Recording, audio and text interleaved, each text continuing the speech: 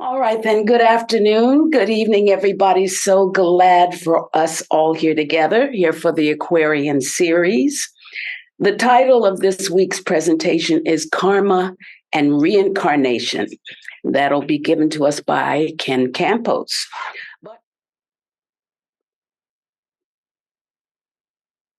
Thank you, Monica, for that introduction. And let me get my wristwatch here on the table so I can keep track of the time. Well, it's always a pleasure to have the opportunity to deliver one of these Aquarian Almanac talks. And get the watch position there. I could see it. Very good. So I wanted to start off by saying that today I want to talk about karma, reincarnation, cyclicity, and function, and then end up with a little lightheartedness. But to begin with, let me just do a quick review using some slides, and then I'll have some other slides for the program as well, just to talk about some of the basics that we share here in Theosophy. And let me go to my...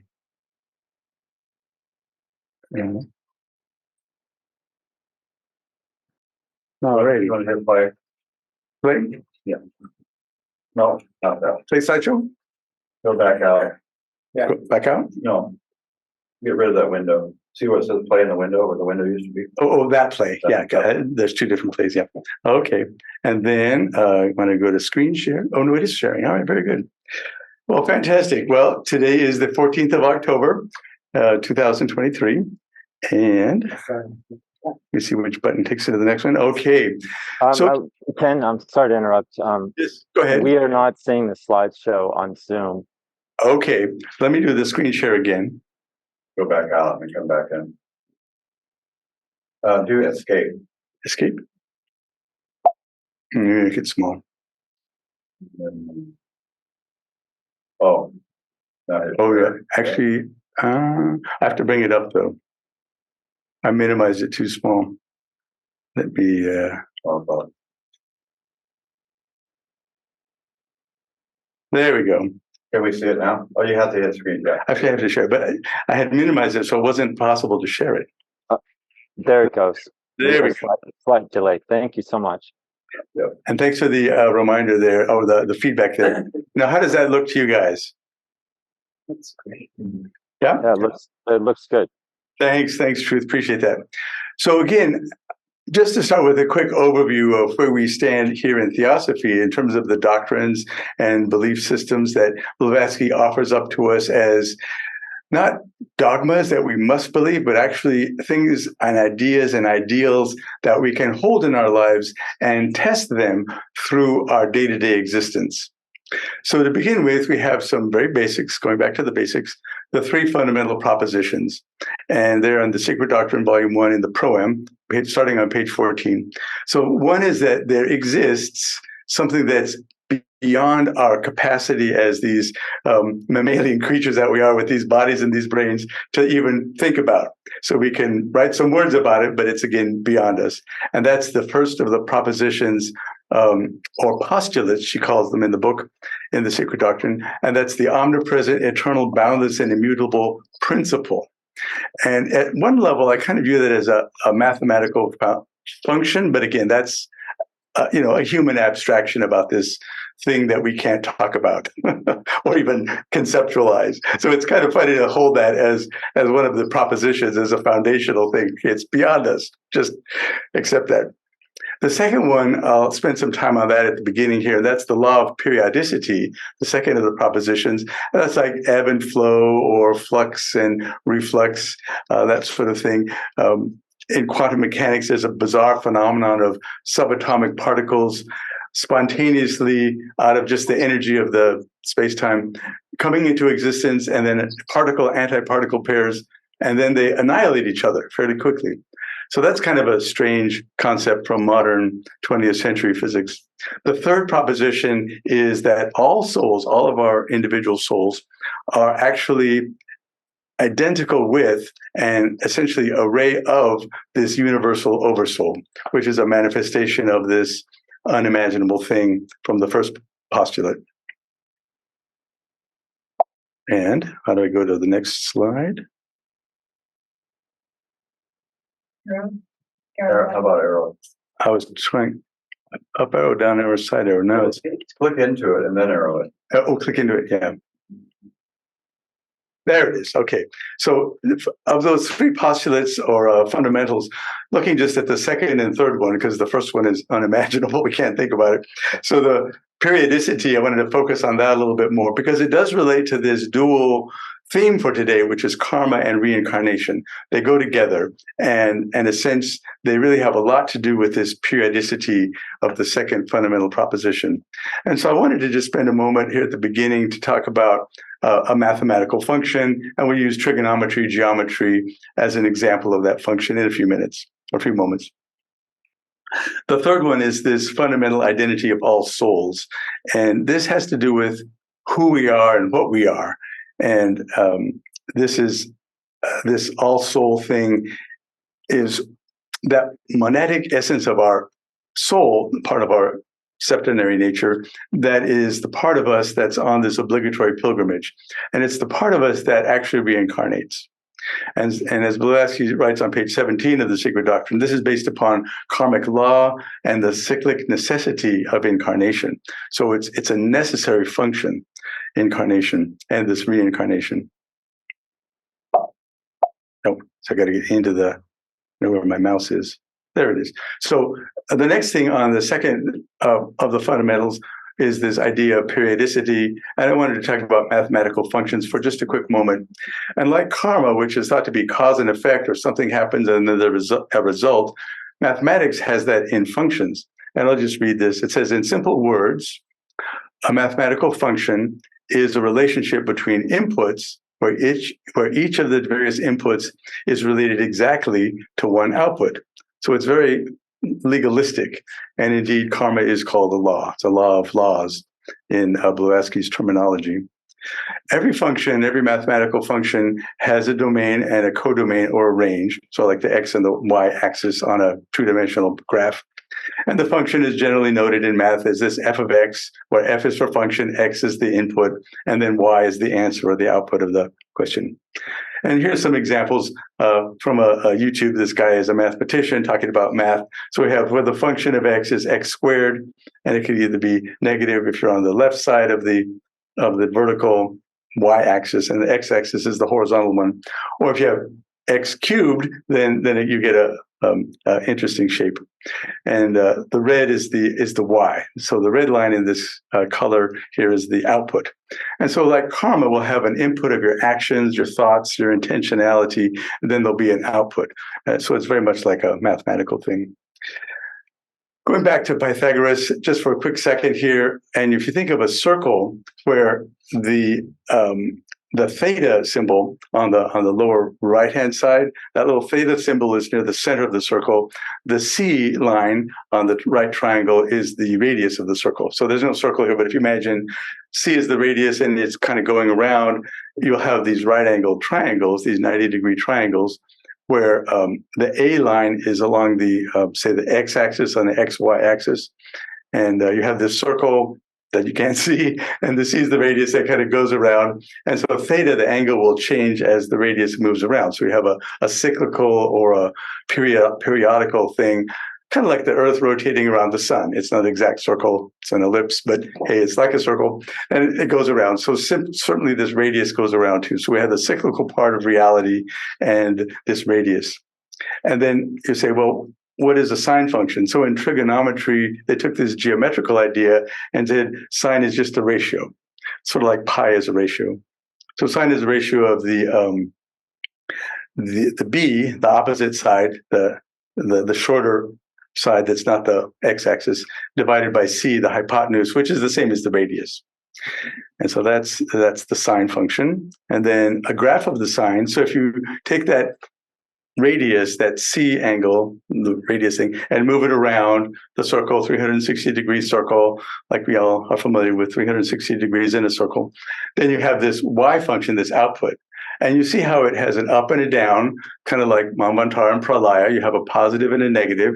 And it's just fascinating that in mathematics, this symbology is in alignment, you could say, or coherent to some of these very ancient philosophical, spiritualistic ideas about ebb and flow and cyclicity and periodicity that are the essential necessary functions that propel karma and reincarnation.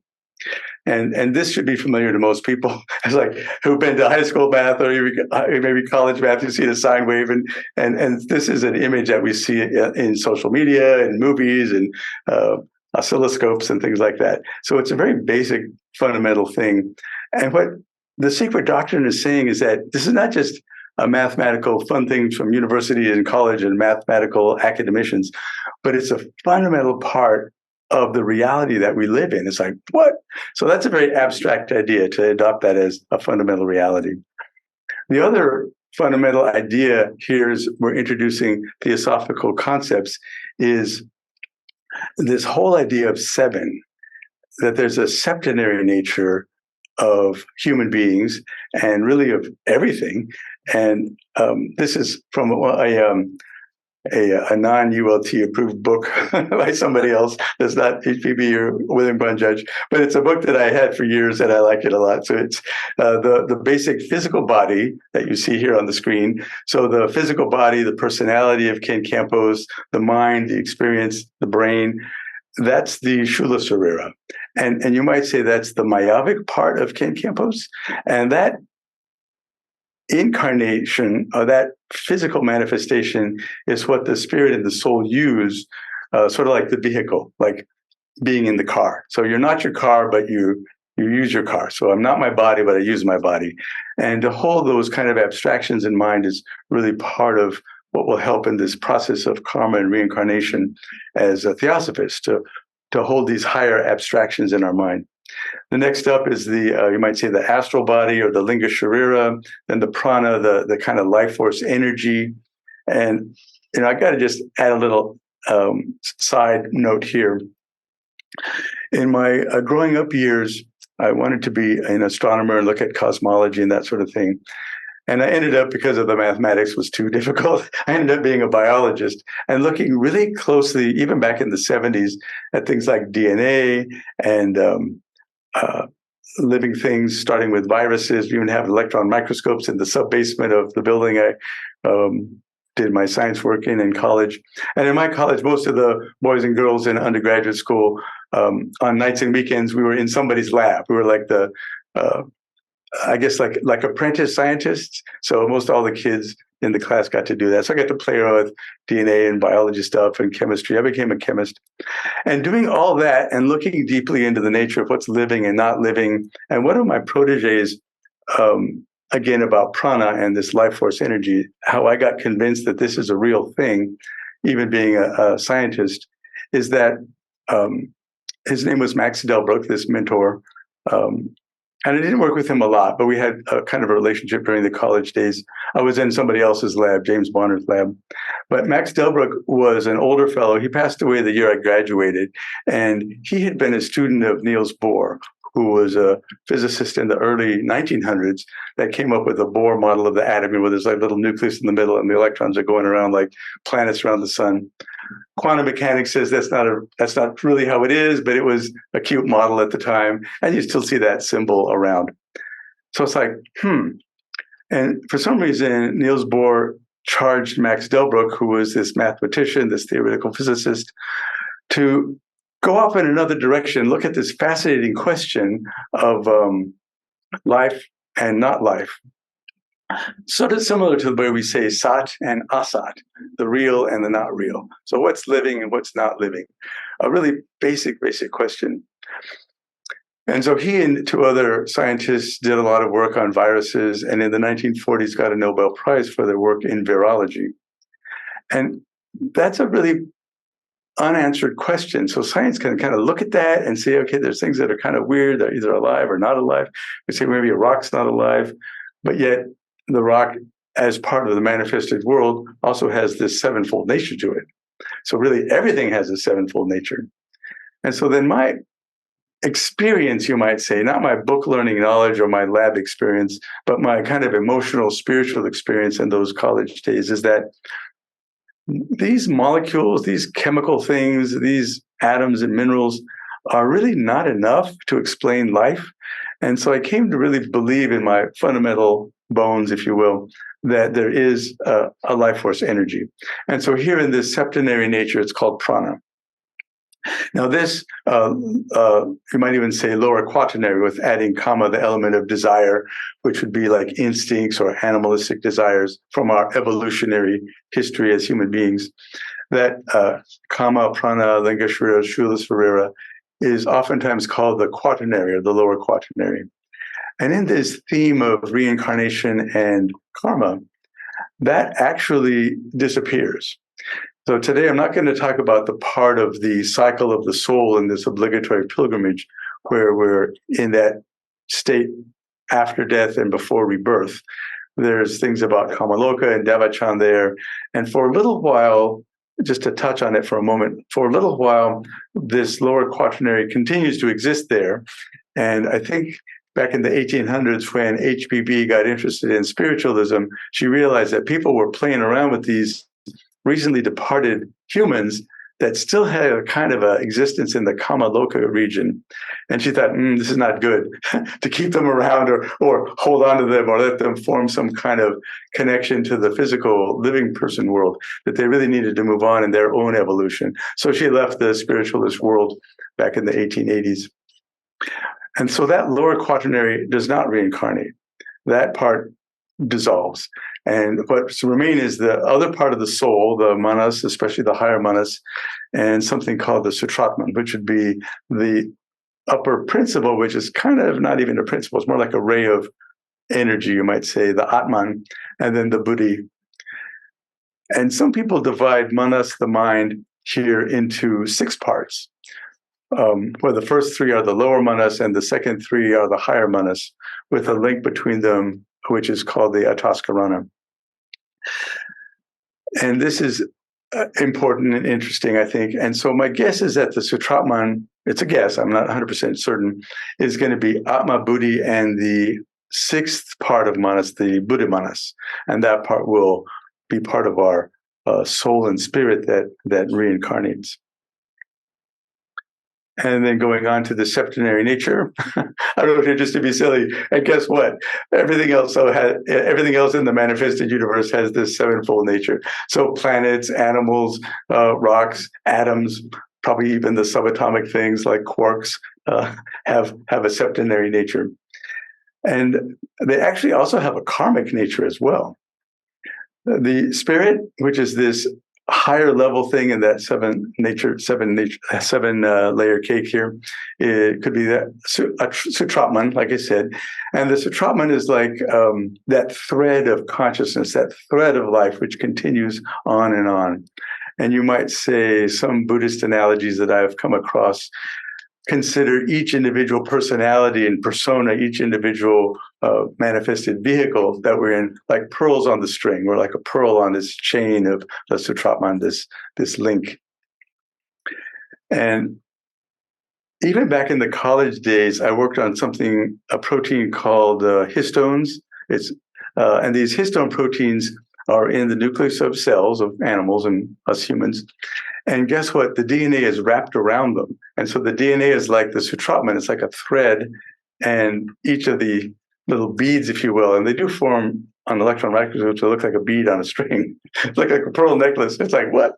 So this periodicity and this reflection and this sort of like patterns repeating over and over again in nature and the world is something that happens even in our biology lives in this manifested world, in the world of DNA. And so I worked on that particular protein, histones, and an enzyme that allows the DNA to unravel. The next part is our monadic soul, and that is below the spirit. So the spirit is immortal, kind of connected to this first fundamental principle, this unimaginable thing that we can't talk about. And then as it manifests further down the hierarchy, it's the spirit, this immortal thing. Our soul then is more individualized, and you might say that it contains part of the spirit, but it really can't contain all of it. And then when we get down to our lower self, we're again going to be a ray of our soul. So our soul is the part that's going through this obligatory pilgrimage. And then each individual personality is sort of like a pearl on a pearl necklace, or one of these histone DNA, ball complexes on the string of DNA. And so what I wrote here is that the obligatory pilgrimage that HPB and Theosophy talks about is what reincarnates, and it's on this pathway towards greater and greater understanding, awareness, consciousness, love, and compassion. And you might say surrender is a word, or some of these other devotional words, that the soul then surrenders more and more to its individual purpose, its svadharma. Why did it reincarnate at all? And Theosophy uses the word ego, ego, to represent this soul part of us, this reincarnating part of us. So it's not the same, even though it's the same word, it's not the same meaning as what Sigmund Freud was talking about in Vienna in the around 1900 as the ego, or what modern psychologists call the ego. That's really connected to our little s self kind of personality, if you will. And that part of our identity is the part that dissolves when we die.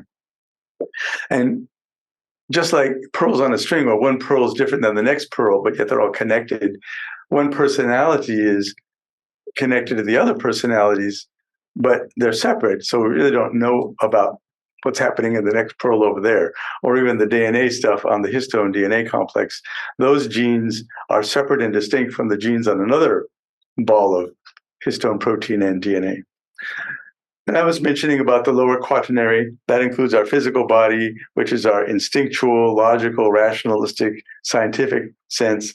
And this year I came across some of HPB's writings. I don't have the quote here, I'm sorry, in which he says that our scientific, rational mind that I had idolized so much is pretty much close to the instinctual animal mind. It's like, okay, and like a part of kama manas.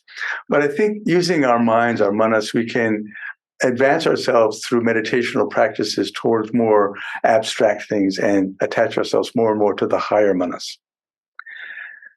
And then one thing that HPB says to kind of underscore this point is that our personality is merely a bundle of these material atoms in this Mayavic world that we're in, and its instinctual and mental characteristics. And this can, of course, continue as such in the world of pure spirit. And that actually says it cannot. So I changed the grammar of this before I copied it. So it can't continue in the world of pure spirit. It's that individual manifested thing. And she says, the thing that does continue is only that which is immortal, that immortal part of us, that by its very nature is divine in its essence. Namely, this theosophical ego, this ego which can exist forever. And it is that ego, which is the spirit or soul of the Sutratman, which chooses the personality it will inform after each of these, between lifetime devachanic states. And it receives through these personalities the effects which karma has produced. So the karmic bank account, if you will, to use that analogy of money and bank accounts, it's an abstraction of what the personality did in the individual life. And therefore, it's this immortal ego, this divine ego, and that's the moral kernel which continues life after life, and that embodies the karma, and that alone survives death. Let me get back to my, oops. Where am I here? Okay. Of laws. Oh, I see. I went a little bit ahead. Okay, we have the body. That's what which survives. Okay, karma. Yeah. So today, as I said, the theme is karma and reincarnation. She calls it HPB calls it the law of laws. And indeed, it's a law of equilibrium or balance or justice. One word from biology is homeostasis, how living systems kind of want to balance out things that are happening. If it's too hot, you move away from the sun. If it's too cold, you move to a warmer place. Compassion. So this, again, it's an attribute that, of course, many people like to talk about, a loving God. And that's very comforting, but justice and balance are maybe slightly different than loving, but again, you could say love or compassion is what propels this balancing act, this equilibrium, this homeostasis. So in a sense, it is loving and compassionate. And then from the glossary, this is part of the definition from the glossary. It's a big, long definition. So I'll just read this for a moment. Karma in Sanskrit is physically an action. Metaphysically, oh, I forgot to change the font here. It's the law of retribution. I didn't mean it to be in funny fonts. The law of retribution, the law of cause and effect, like those mathematical functions where there's an input and a very specific output, the red line in the graphs, or the law of cause and effect, ethical causation. So our ethical intentions and our actions are important. Even to the point where I was sort of perplexed for some years. There's a theosophical group in Central Coast here in California called Halcyon. And the leader there used to always say, like every Sunday and every day, there are no little things. I said, what do you mean there's no little things? Some things are not important. But basically she was saying, everything is important. Every little thing is important. So the ethics of every little detail of our lives is significance. And then nemesis is another thing from the definition. And here she writes, this is only in one sense, and that's of bad karma. And then in Buddhism, it's the 11th nidana in the concatenation of cause and effects in Orthodox Buddhism. And yet karma is the power that controls all things, the resultant of moral action, and the metaphysical samskaras, which are kind of desire-related things, or the moral effect of an act committed for the attainment of something which gratifies a personal desire. So karma has that kind of a definition and proceeding. She writes in the glossary, there is the karma of merit and the karma of demerit. It says karma neither punishes nor rewards. It is simply one universal law which guides unerringly, and that is to say, blindly, all the other laws productive of certain effects along the grooves in their respective causations. This is HPB's language. When Buddhism teaches that, quote, karma is the moral kernel of any being which alone survives deaths and continues in transmigration or reincarnation, it simply means that there remains not after each personality, but the causes produced by it, causes which are undying, which cannot be eliminated from the universe until replaced by their legitimate effects and wiped out by them, so to speak. And such causes, unless compensated during the life of the person who produced them with adequate effects, will follow the reincarnating theosophical ego, will follow the reincarnating ego, the Sutratman, and reach it in its subsequent reincarnations until a harmony, a balance between effects and causes is finally and fully reestablished. So that's a fascinating thing in and of itself. And just to say that it may not be in one lifetime that the effects of karma will be resolved. It may take several lifetimes. So a few more words on karma. Again, some Buddhists call it a cosmic law, which is in the Gita. Lord Krishna refers to it as selfless and desireless action is one particular karmic yoga type activity, and that we should follow our dharma, our duty, and being, as the Gita says, unattached to the fruits of the actions. And then in Hinduism, karma stretches across lifetimes. They really do believe that. So the theosophical ideas come from these two earlier philosophies and religions.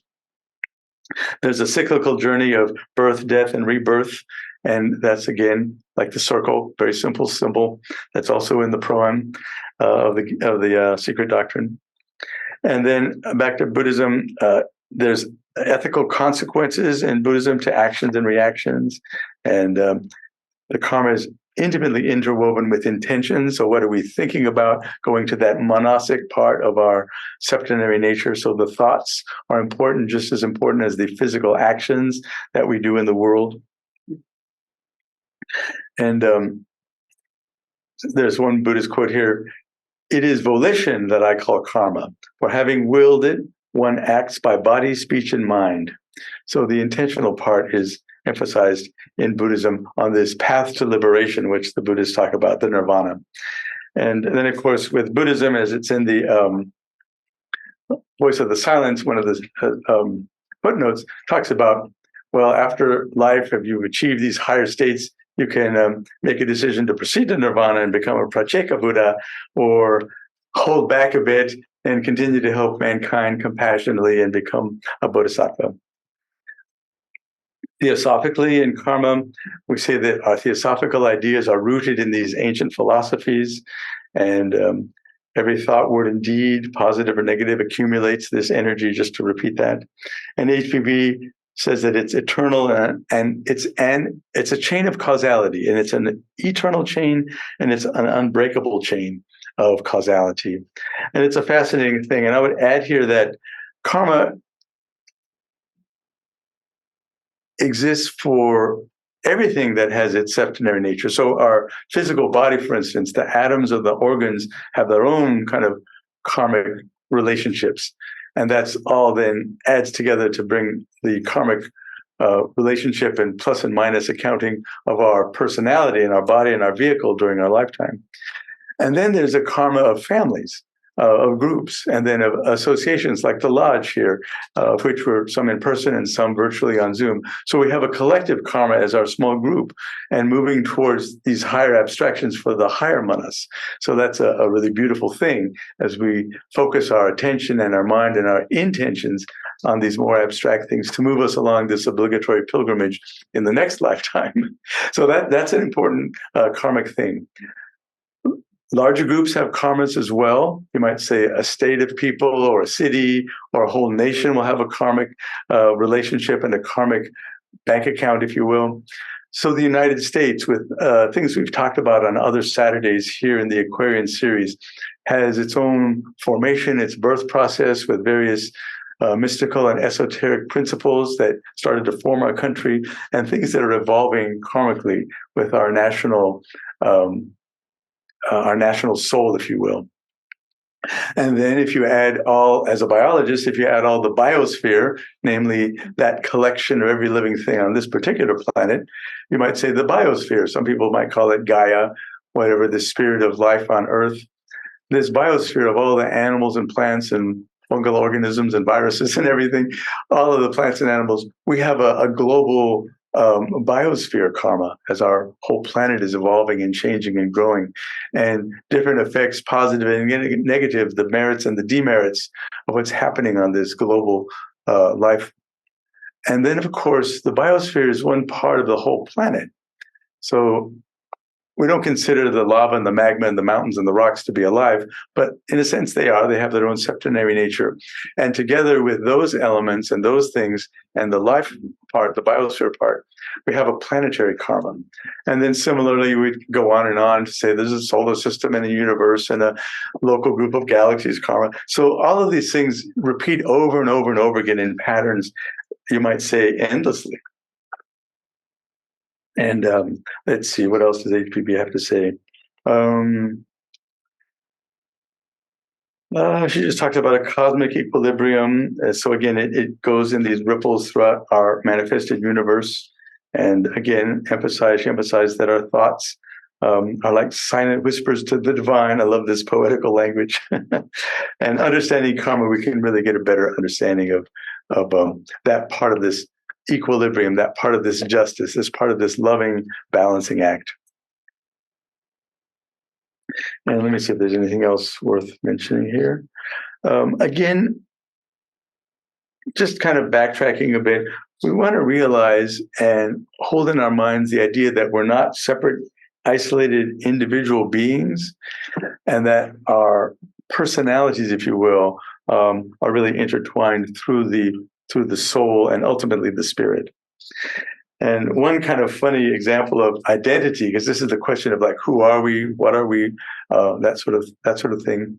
And if we think about this, I like to think of it as a function, this abstract attributeless function, right? That's emanating from the Atma, or the unimaginable first proposition of the fundamental propositions, down to the spirit world, you might say Purusha and Prakriti, then down into the soul world, that ray of our individual souls, of which we're all kind of linked together, that we link through spirit, and then down into the individual personality.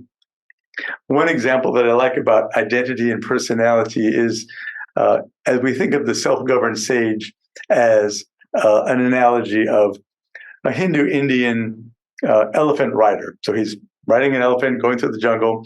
He's the person. This is our soul, our personality. well, we might say our personality is the combination of the elephant and the elephant rider, where you might say the soul is the rider and the combo platter of the elephant and the rider is the personality. So we're in this personality. And sometimes it might happen that the rider, the elephant rider guy, the soul, might get confused and think, well, maybe I am the elephant, or I'm part of the elephant, or the elephant is part of me. And it is curious thinking back, because we just had what used to be called Columbus Day, which is now Indigenous Peoples Day. Some of the stories, true or false, apocryphal, I don't know, is that some of the Native Americans here, when the Europeans arrived on horses, thought that they were four-legged humans, that the combo platter of the horse and the rider was actually one entity. So it's possible, coming back to our Hindu Indian guy in the jungle, might get confused. The soul might get confused and think, oh, really, I am the four-legged being. And you might get confused that you are the elephant and the rider together.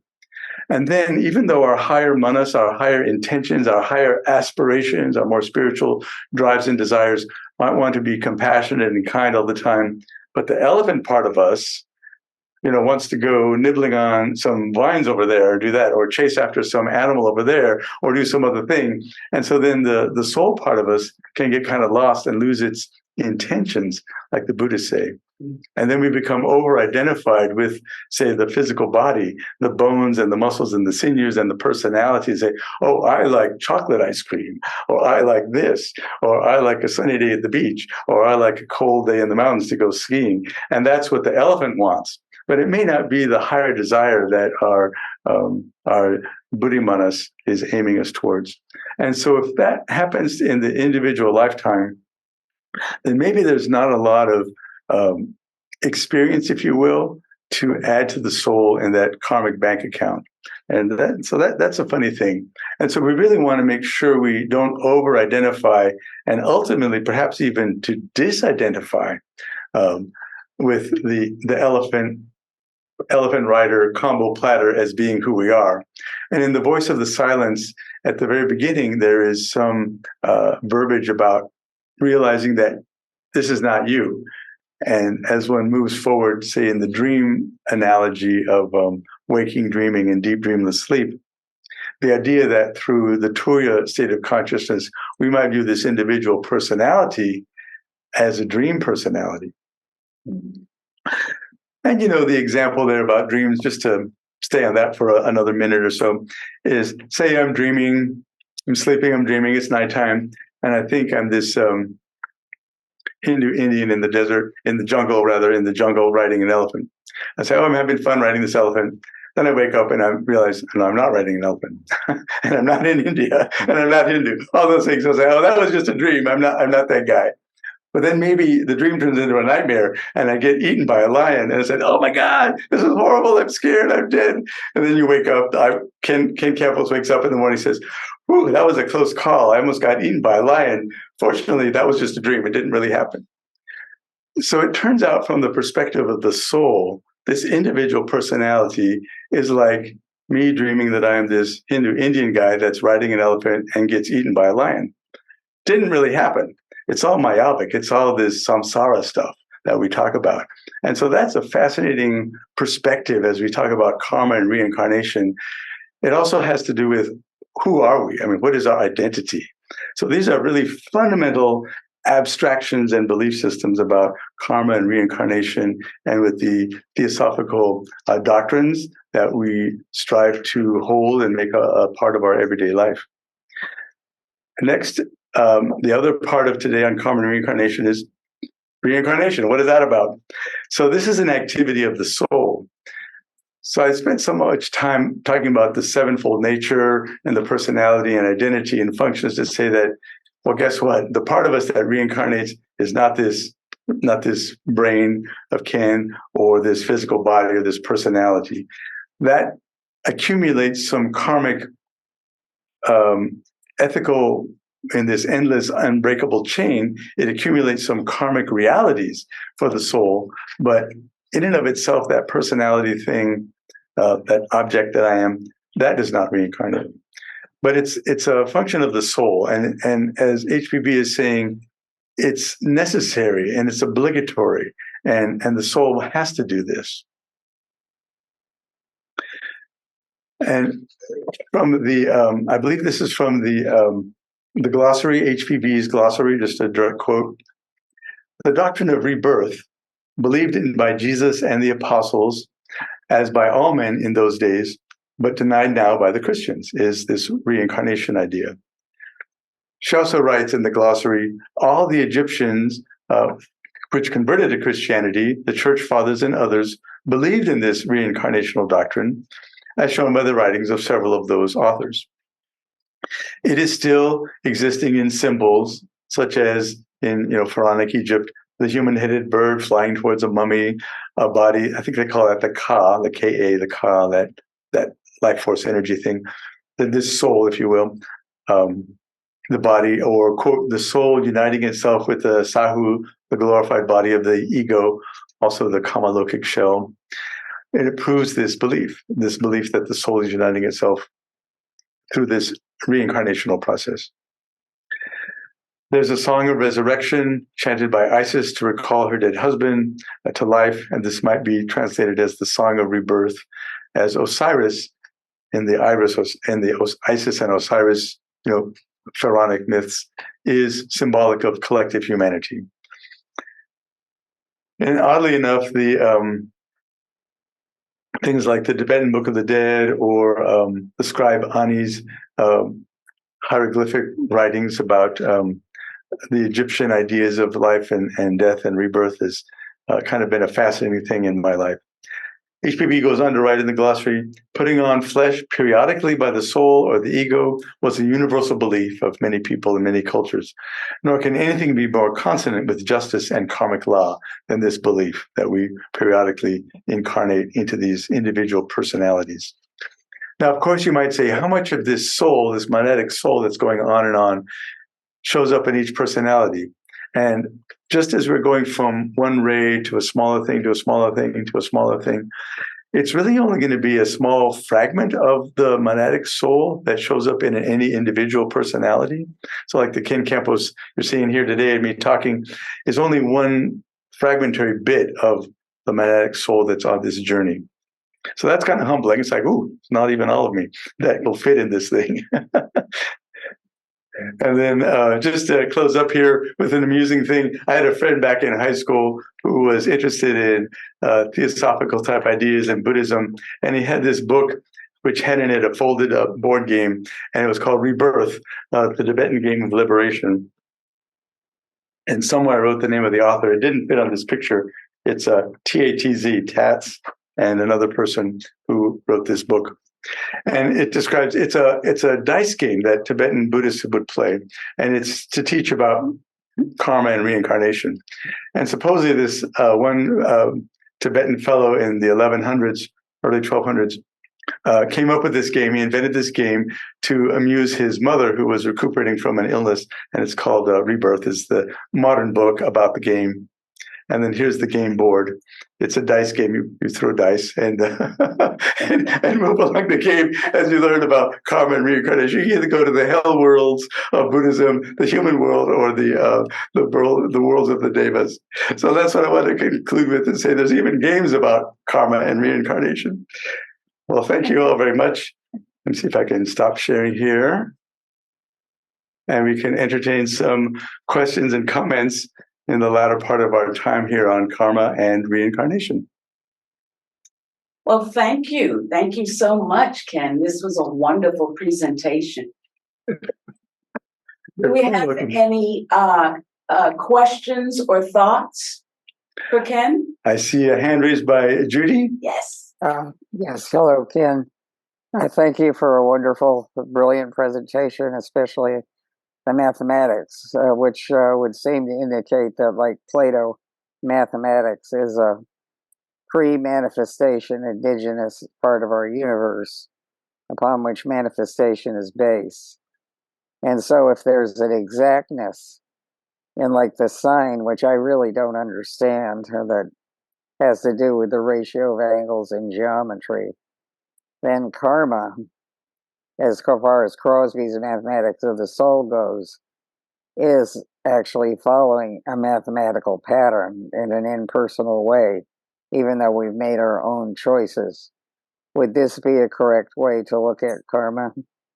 And with what you were trying to say? Yes, yes, I believe so. Because I've been grappling over these several years with the idea: is karma personal? Does it have to do with what Ken Campos wants and the results and actions of me? Or is it something much more abstract?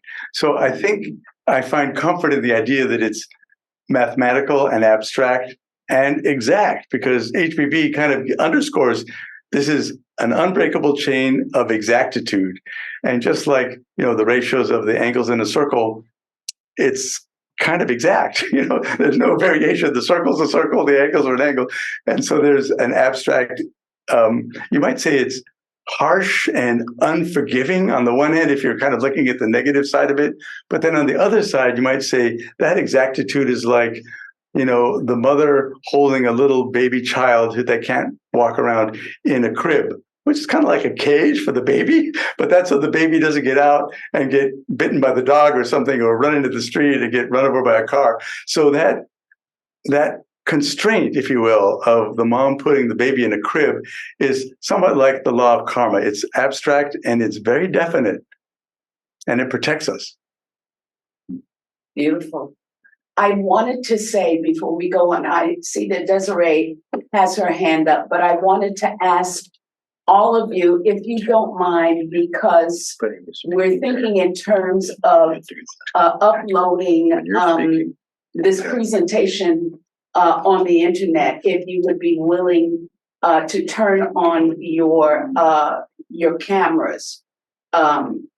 And if not, no worries, but we were thinking in terms of that time when we upload this beautiful presentation, that will be nicer, and the back and forth would be a better experience of viewing once we get it up online. But anyway, thank you for that. Desiree, you had a question? Hi, Ken. It's a great presentation. I'm so glad you brought math into the picture. Thank you. And the sine wave. But I almost have kind of a whimsical thought, and that has to do with the symbol, the equal sign symbol.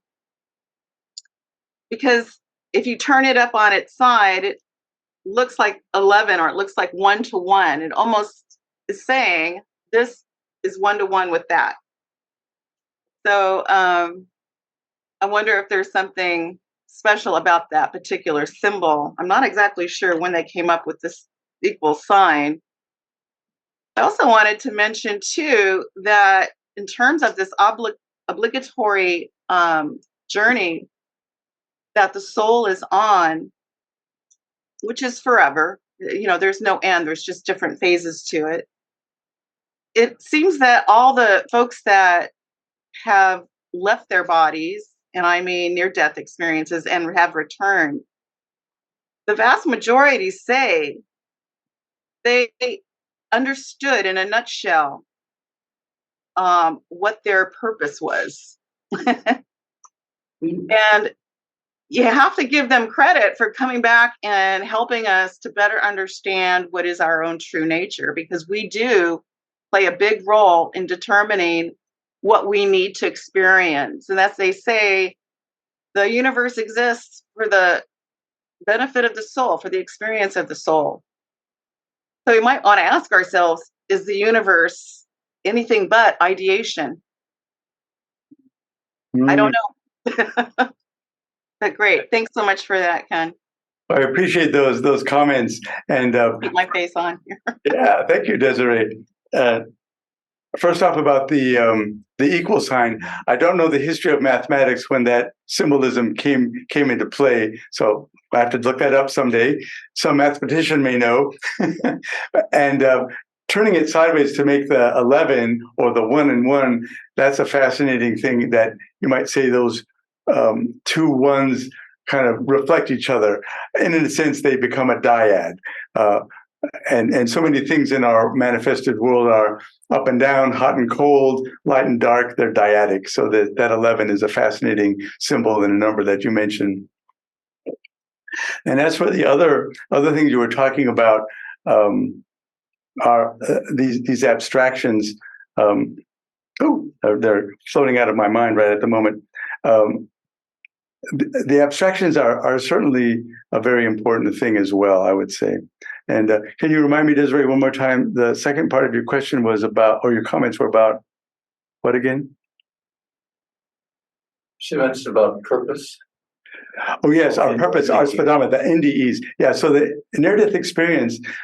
So folks that maybe before age 7, a child that isn't fully formed enough for the soul to completely manifest into the child before age 7, or a person who has a near-death experience, they're able to maybe get a higher or more expanded look at themselves, or even folks that use, say, for example, mystic activators of some sort, like Sufi dancing or psychedelic drugs, different sort of mystic activators, can have an experience of an expanded consciousness and say, wait a minute, I'm much bigger than this. So it could be that this individual personality, which, like I said earlier, is just a small fragmentary ray, it's a fragment of the larger soul. Then in these near-death experiences or other kinds of mystic experiences, one can see a vastness. And then that's like some psychologists talk about peak experiences. You get a peek into some larger consciousness. And that could be that our individual mind, brain, and experience gets a peek at maybe just part of, or who knows, maybe all of our soul. And it seemed like this vast, giant thing. And in that, we can then see our swadharma, our individual purpose. And as you said, Desiree, it does help us. Those people that have had those NDEs, those near-death experiences, can then come back and help the rest of us understand this more real nature of our identity and realize that we're not connected to this more myopic, transitory body, personality, ego, etc. Thank you for that, Desiree. Sure thing. Jim, I see you're here in the audience. Yeah, it's a thought and then a question. When we think of mathematics, and you think of formulas, and you think of theorems, and they follow a certain logic, right? A certain law, which we love in terms of law, thinking of law that way. But the thing about mathematics, the way we conceive of it, it's independent of the mathematician in the sense, that the relationship of the mathematician to the mathematics is not like we think of in terms of law. Why? Because we have free will. So when you speak of mathematics in relation to karma, you have to relate it to the fact that it's a universe of free will. Therefore, the mathematics is not mechanical.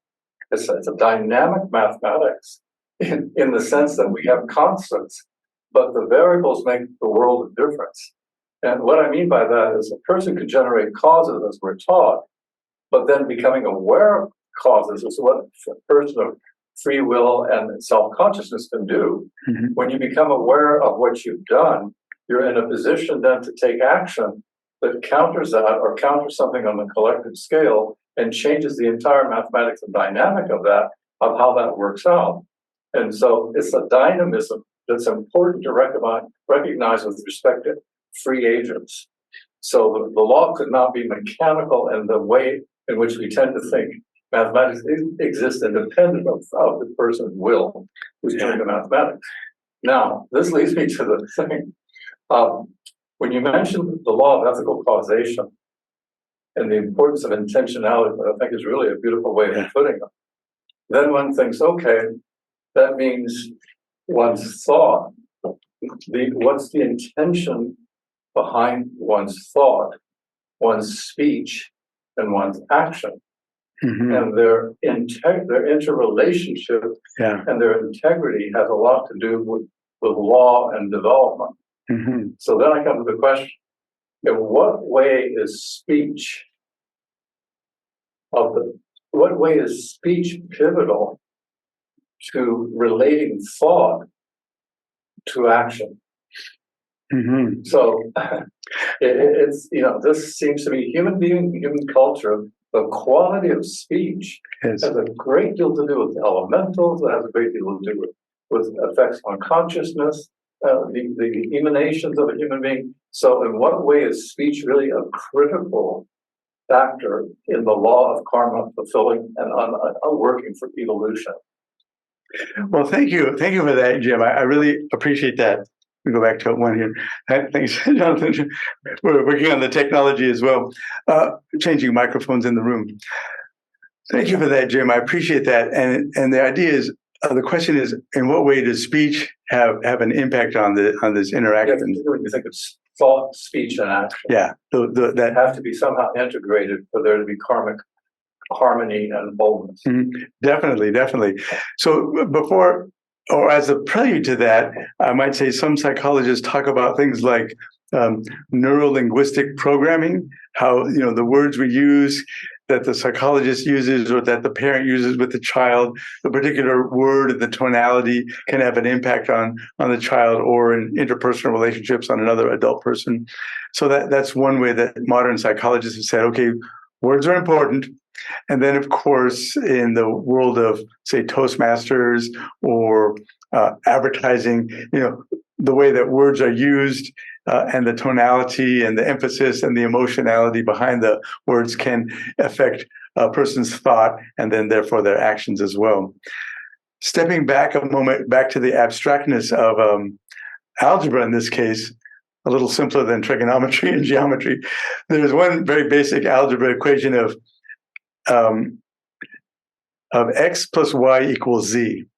So you might say that's the basic law, the unerring law of x plus y equals z. So like 2 plus 2 is 4, or 2 plus 3 is 5. So we have x plus y is z. And then that's going to be the foundation. But then in terms of intention connected to speech and then connected to action, in algebra, you're allowed to have coefficients of x plus y equals z. You're allowed to have what? A coefficient. Okay. So you might say a of x plus b of y equals c of z. So it's a times x and b times y is equal to then the resultant action. So then in our free will, and then us as individual agents, the intentionality gets to be in those coefficients. How much of A we're going to put onto our X, how much of B we're going to put onto our Y, that will result in the C of Z at the end. And so I think that's one way to think about it. And so, the A could be the particular diction that we use, the particular words, the particular vocabulary, the syllables, how much we use curse words, how much we use kind words. And then the B coefficient of X plus Y is Z could be the facial expression, the tone of voice, our body posture, all those non-verbal communications that we use that would be behind the intentionality. So I think there's a way to attach both the unerring mathematical law of karma, the A plus B is C, the X plus Y is Z, X plus Y is Z, and then add, as you say, the human element. So what do we then as individual actors who are generating our karmic bank account, how are we putting the A and the B, our verbal words, and then our emotionality. How we're showing up, verbally and non-verbally, the tone of voice, facial expression, all that stuff.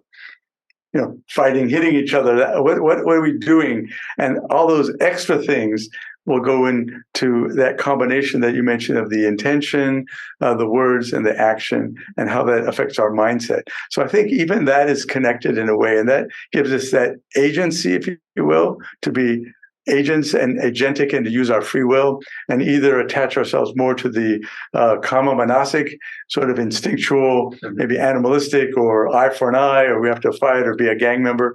That part of our mindset and how we put the A and the B on the equation, or we're going to be more like Mahatma Gandhi or Gautama Siddhartha or Jesus of Nazareth, and be more compassionate in the way we're acting and speaking in the world. So I think we have that spectrum, and that the obligatory pilgrimage is allowing us to recognize, we can have an effect on the X plus Y is Z with our A and B, our human agentic input. And that we influence the thought, the intention, and the action karmically. Thank you very much. Thank you. Meluka. Hi, everyone. Good afternoon. I love it, and I like all the different input from the other students. It's really very very wonderful. I have a couple of thoughts. So we talk about HPV said that what really reincarnates, and to say, well, the principles, right? So then the other question will be, or if we are a reflection of the cosmos as above, below, therefore, then we should not be maybe labeling people, because as soon as somebody acts differently, let's put an example of a child. You mentioned the child before. A child, certain child take longer to do certain things, but we had the tendency, and the same thing when they go to school. It's almost like a machinery. Everybody is, taught the same thing, whether some people have quality, maybe more ability for music or for the math, but we had always put everybody and everything in a box is a problem. We don't treat each other as an individual. And I think it would be more success if maybe teachers and doctors and so on see that. For instance, HPV said that, an example, Mozart, why at the age of 3, he was a genius and already composing. Mhm. And the answer of her was because he probably may die in an accident, and he came back reincarnated with the same astral monad.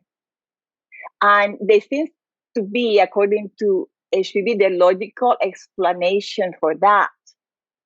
Versus one thing people used to think before, and I hear students saying, "Oh, that person probably was in the vacant writing music all the time, and that's why he was a genius." But she explained it differently.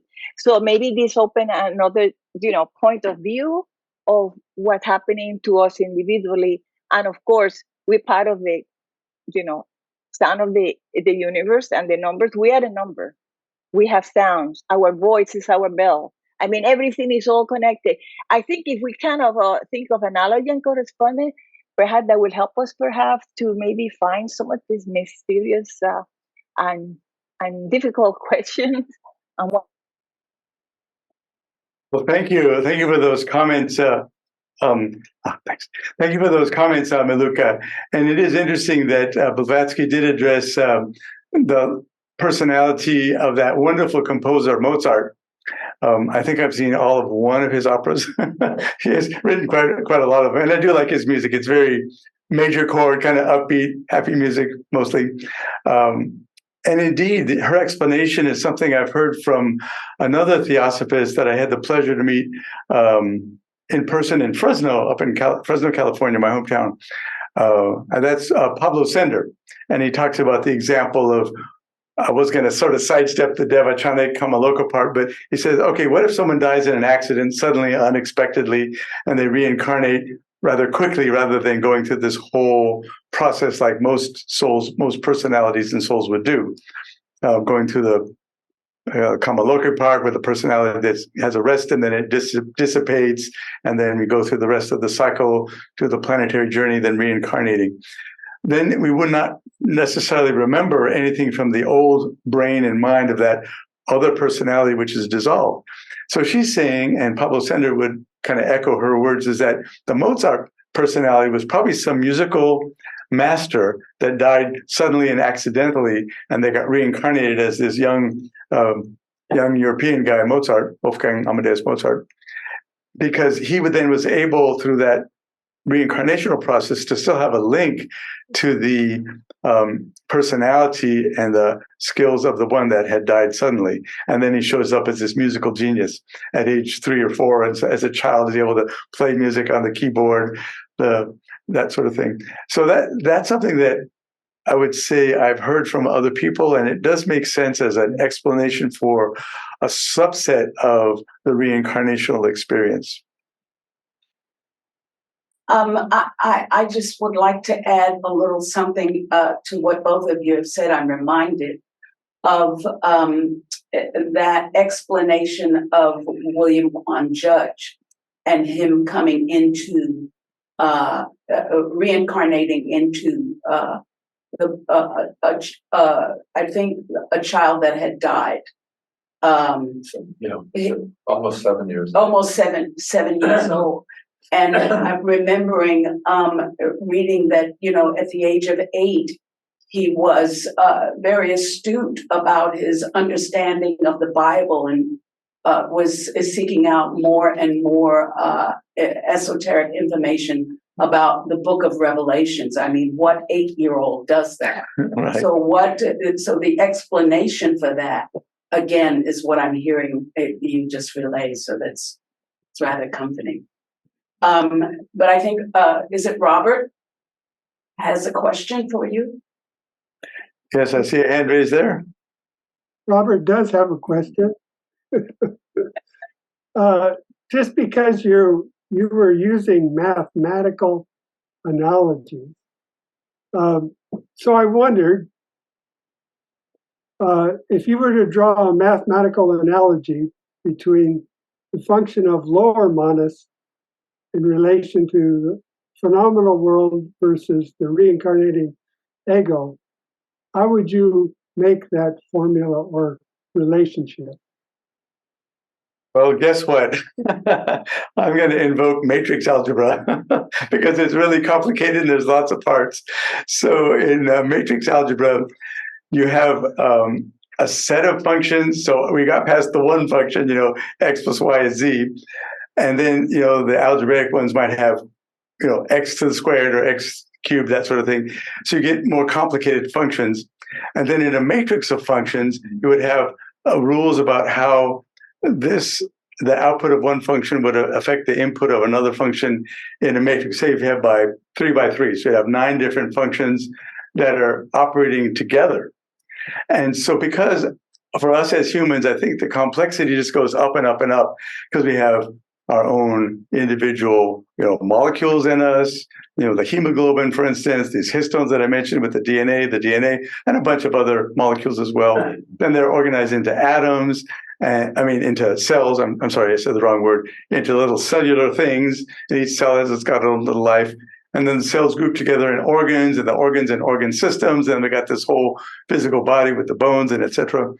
Our nervous system. So it's a complex hierarchy just in our own individual linga sharira and shula sharira of this complicated set of systems. So I think going to something like a set of functions, to represent the organs and the cells and the nervous system and the brain and all that kind of stuff as a set of, say, like 9 algebraic functions, and use that as, say, the Ken Campos personality. That would be maybe the manas, the manasic part of Ken Campos.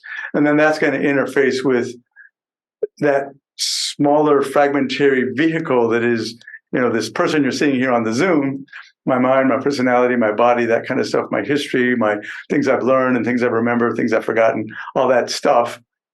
And then that's also going to then relate as a set of functions to the higher manas and the buddhi manas and the soul, where one is bigger and it's getting smaller and smaller, but they're I would say intricately complex. Is what I would invoke complexity and saying that in one English simple sentence like x plus y equals z, that's too simple to explain us because we're such complicated beings and we have so many parts to us, the good parts and the bad parts, the hopes and the dreams, the aspirations, and maybe the more base revenge and like we're seeing in the Middle East, this kind of revenge thing that's been going on for centuries with the two brothers of Abraham. They're still fighting now thousands of years later, and we see it in the news today, the two descendants of Abraham's sons.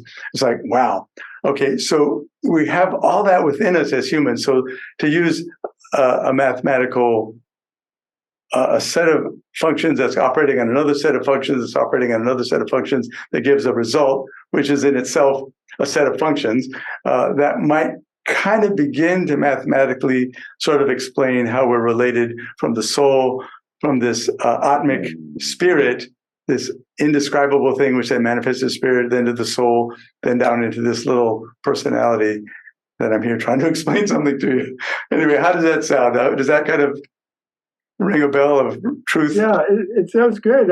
It just made me think, yeah, you've got to understand the stanzas of Zion. Yes, Jonathan. So I was thinking about the sine waves on one of your slides, or more than one. And so sine waves are like vibrations, and your thoughts are like vibrations, Yeah. and your words are like vibrations, right? Mm-hmm. And then I guess karmic actions and reactions are like vibrations too.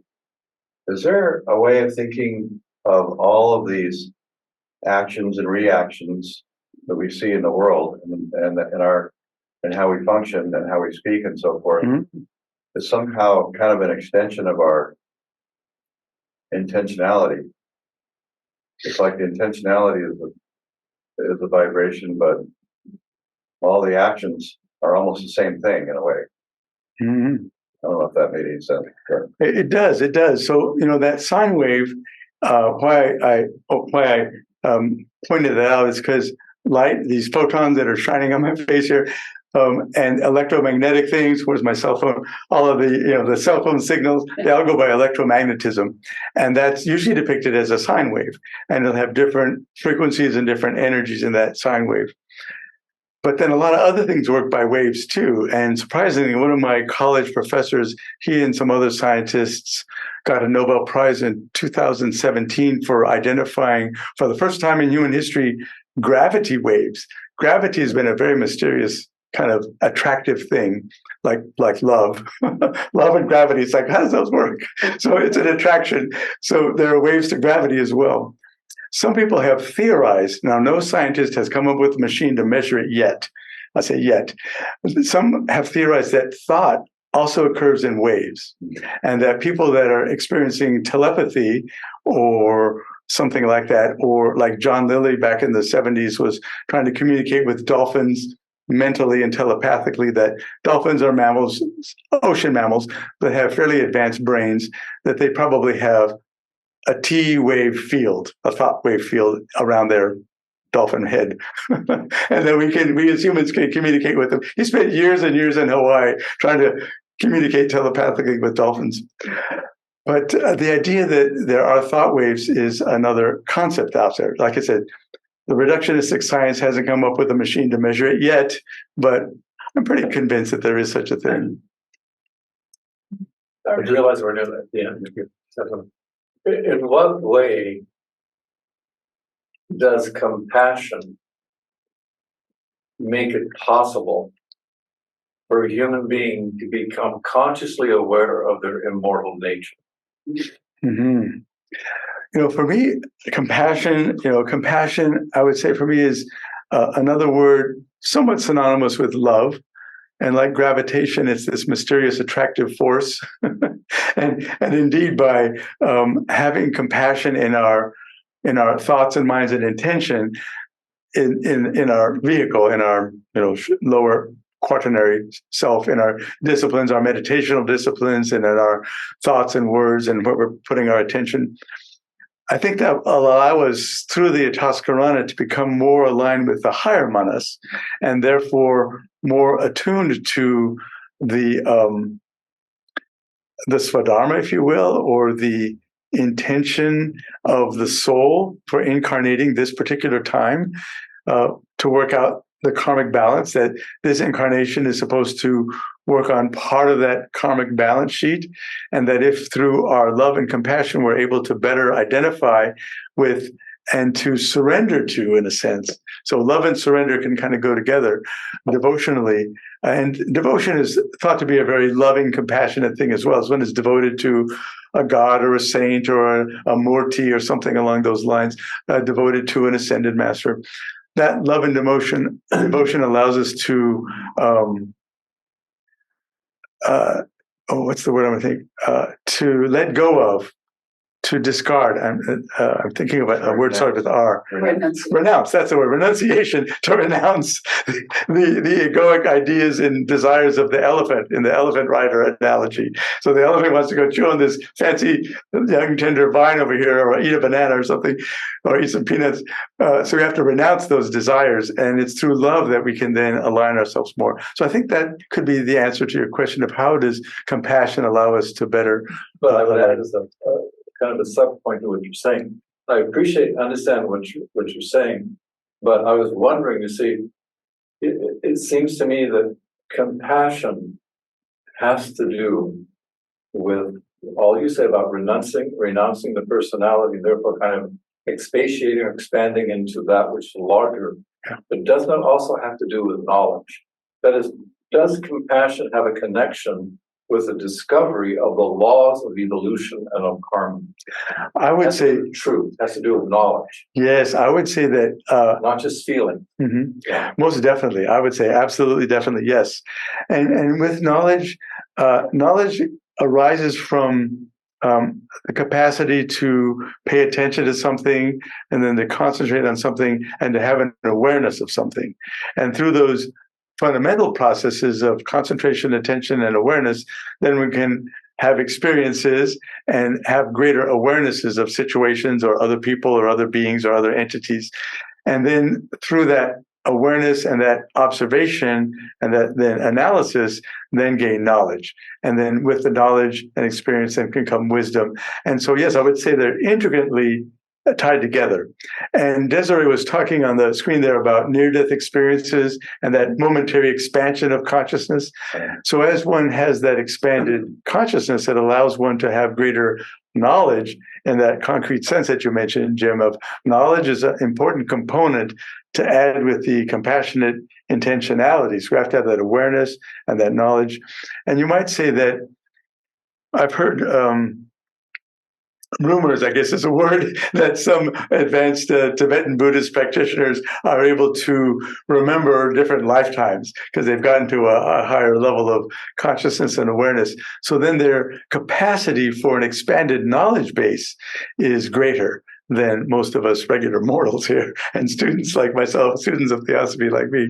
So yeah, I would say the answer is definitely yes, that knowledge and compassion together are essential. Why don't we let A question with Maluka or comment? Oh, hi.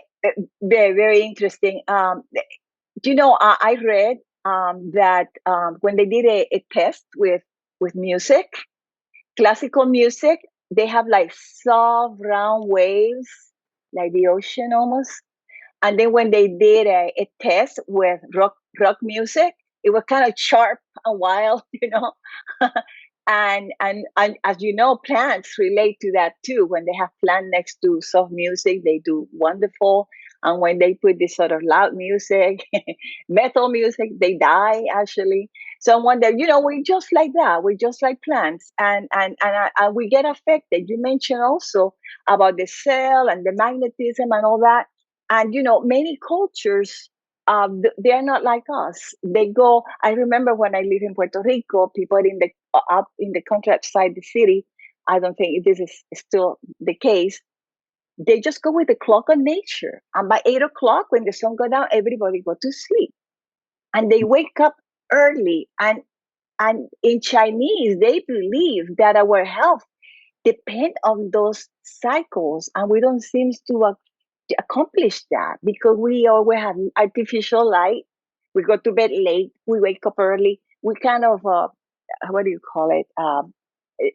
Really not treating our vehicle with the according to the rhythm of nature. I was wondering, do you have any?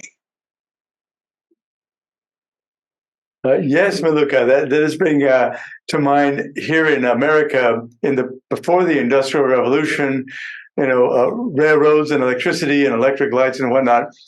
In a primarily agrarian America, the farmers would go to bed early and then wake up early to milk the cows and feed the chickens and that sort of thing. So that was a part of the rhythm of early American life. And I think since the Industrial Revolution and these wonderful electric lights that we have, we're able to stay up till midnight or 2 in the morning, you know, go to a dance hall, and you know close the bar at 2 a.m. and you hear songs like Last Dance, etc. And the bouncers kick you out. So yeah, we've really perverted ourselves in a sense through our modern technology to do this thing that's not really taking care of the vehicle and the body. Oh, thank you, Luca. Let me turn back to our lovely hostess, and we'll close up for today. Okay. Thank you. Oh, I have a quick question. Is that okay? Or Sure, Beth. Go. hi. Oh, so you said something really interesting about how the Buddhist monks are aware, the advanced ones are aware of their past lives. So I read part of the key to their enlightenment is to be aware of their past lives, but also not take in all the emotion of their past karma because they've worked through it. And then when I read in the Pistis Sophia in the Book of the Savior, one of the versions I think that Jesus talks about also is that waking up to your original avatar. I don't know if Jesus said it or the book itself says it, but basically, I guess in that pre-Christianity version, since all life on Earth also comes from the angelic beings and the spirit, the breath of life, knowing all the way to our past, we are the ancestors of these celestial beings, and it makes sense that your karma is tied to all this. And our karma is tied to this whole celestial world. I don't know if you had a thought about that. It sounds really interesting how you talked about the karma, and it seems like we go all the way back. That's why the Bible is like this fight about the Nephilim and the hybrid beings. I don't know if you have a thought. I think my first thought is to humbly say this sounds like a Gene Jennings question when you mentioned the Pistis Sophia. So I might punt on this one and say, yeah, isn't that fascinating? But leave it at that, because I'm also not a Buddhist scholar either, and I haven't read the Pistis Sophia. But anyway, I thought we had it in common. Thought-provoking question. I'll ponder that. Okay, next time you'll answer it. It was cool. There is a question on the board, on the chat. There is a question on the chat. I don't know if you want to address it or not. By somebody, Unicorn Toll.